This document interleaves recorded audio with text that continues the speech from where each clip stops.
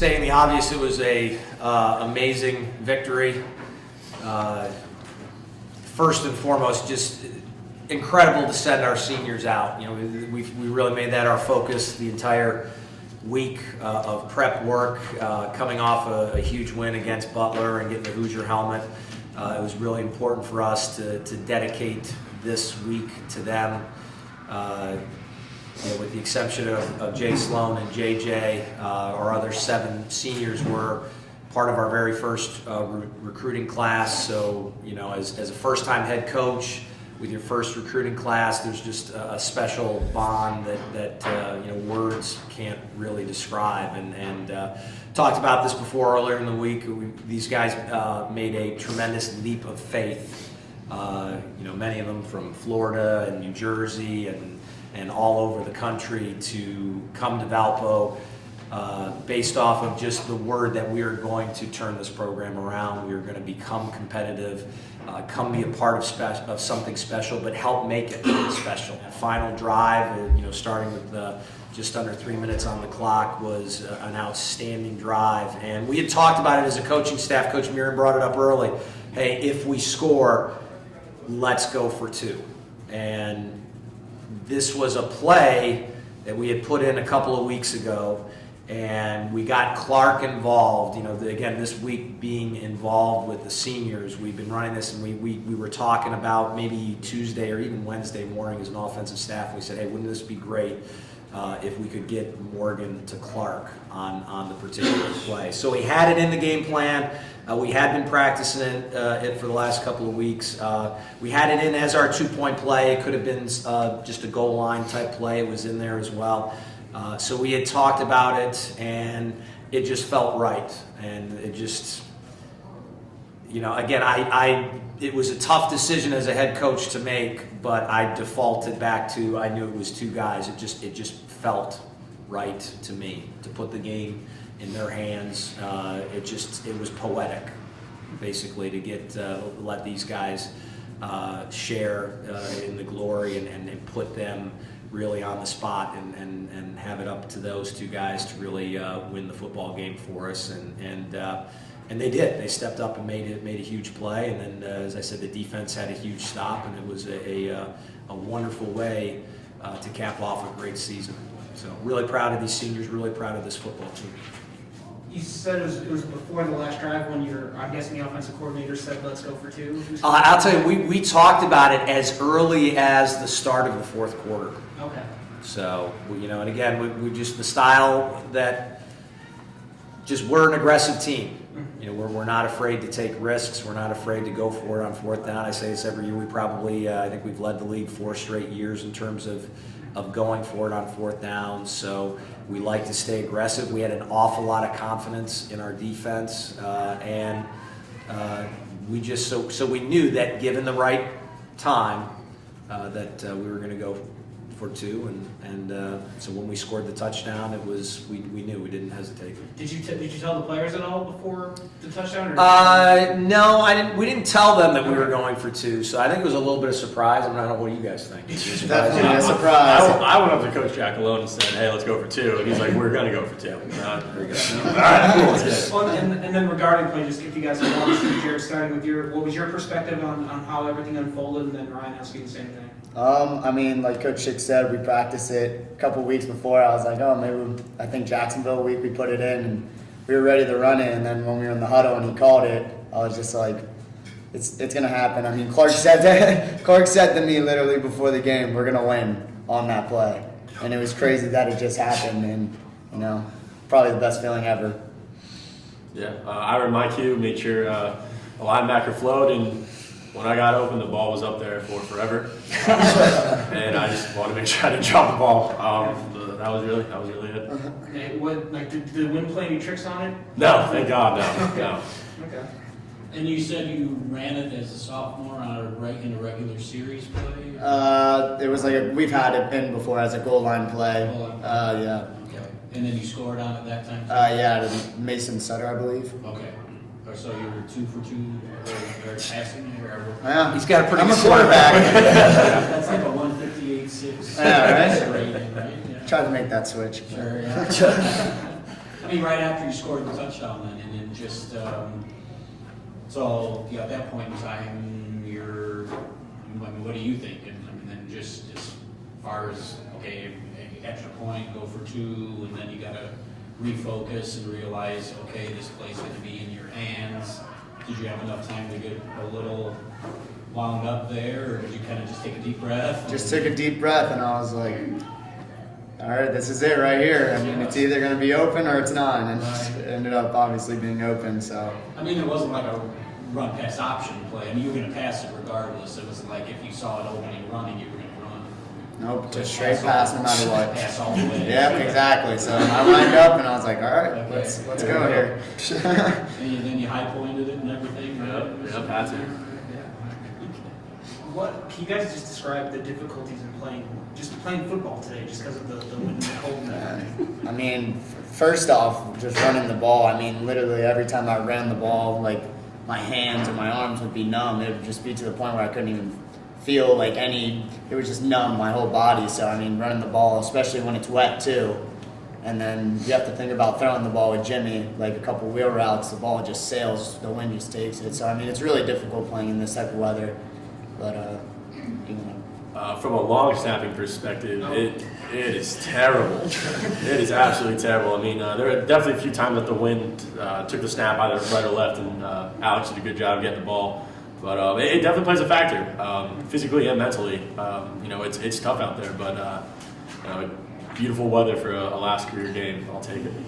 JJ, your coach talked a little bit about the progression of the defense. I mean, the first few games you guys gave up over 40 points, and now you held Dayton to 7. I mean, and weather obviously a factor, but what can you point to? What was the difference in the defense as the season went on that made you so much better? It's our defensive line.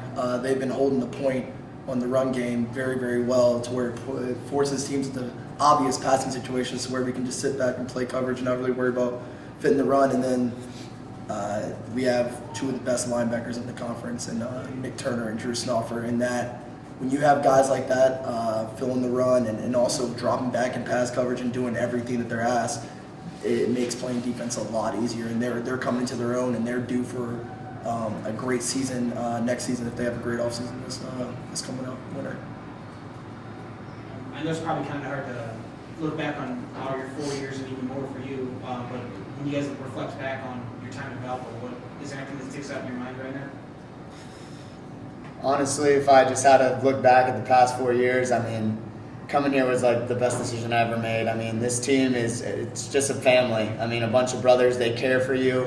I mean, you could tell after the game, I mean, we care for each other. And I mean, these guys, they're family to me. So, I mean, I'm just happy I came here, and in the end, it was the right choice. I think our recruiting class, the class of 2014 recruiting class, when even though there's only 7 of us left right now, you know, we had a common goal to leave this place better than when we found it. And a lot of credit goes to Coach Chick and the rest of the coaches, but you know, going from a 4-8 season our freshman year, and you know, the 2015 season was not a good season. 2016 got a little better than now to where we are now with, you know, a 6-win season, beating Dayton for the first time in 13 years, having the Hoosier helmet where it belongs in Cronky. You know, it's magical. You know, that's what we came here to do, and I think we did a good job doing it. Coach, you talked a little bit about the weather conditions, but did it affect anything in terms of like whether or not you deferred to get the ball, or if you picked like the wind or anything like that? Yeah, we discussed as a staff the wind, but it was such a crosswind. It was making it difficult. It was a little bit easier throwing one direction, but it was almost straight across the field, and that made it a challenge. And we said that, you know, the benefit of having the wind to start the third quarter, it was better to get the football. And it was for a large majority of the game. It was exactly that. It was a battle of field position, and you know, we really, it wasn't until that fourth quarter came around, and we did have, you know, the wind. If you would say you'd have a wind going one direction, we had it in the fourth quarter, which again we knew would happen to us if we would elect to receive the second half kickoff. So it worked out that way, and also. It's a minor detail, but again, when you only have a scoreboard on one side of the field, it's your offense, and particularly your quarterback, is much more comfortable when he is looking at that scoreboard. And so to have those two possibilities, that to me swung the decision to receive the second half as opposed to have the win for the third quarter. JJ, you were here before Coach G and your staff, and the last two guys left the program.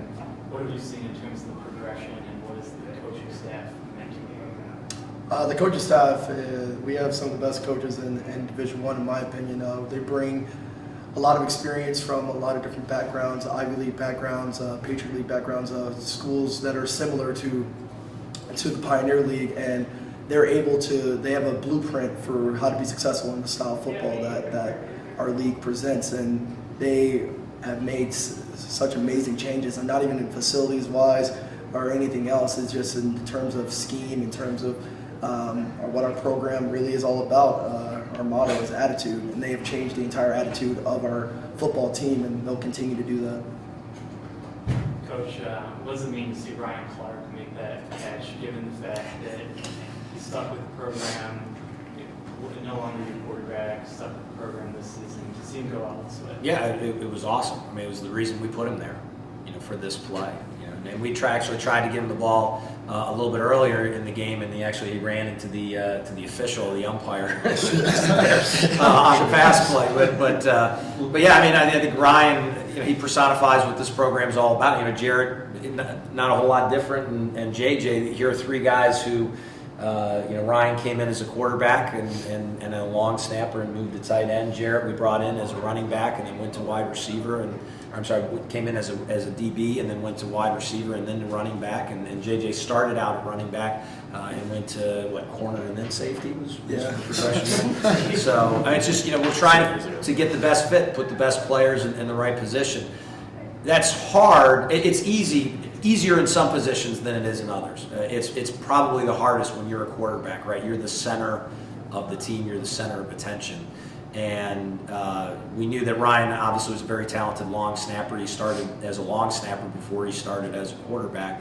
And we wanted him involved, but with Jimmy's emergence last year as a freshman, it's in a lot of situations, you wouldn't even bring it up to a quarterback. Or in a lot of situations, that quarterback would just transfer and go somewhere else, particularly this day and age at that position. You see it at dozens of schools every single year where it's a starter or a second-team quarterback leaves because he just doesn't like the situation. But, Ryan's a special type of player, special type of human being.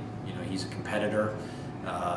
He did a great job as a quarterback, but was there to say, hey, coach, wherever you need me, I'm ready to help us win football games. And that was what was most important to him. And that's a team football player, particularly to take that role, to go from a guy who's getting a lot of snaps at quarterback and to turn around and say, well, hey, if what you need for me to help us be the best football team that we can be, if that means being a long snapper and a backup tight end, and helping us out in various special teams, I'm going to do whatever I can to help us out. So I'm not surprised that he did it because, again, I knew the type of person he was. I knew what his character was.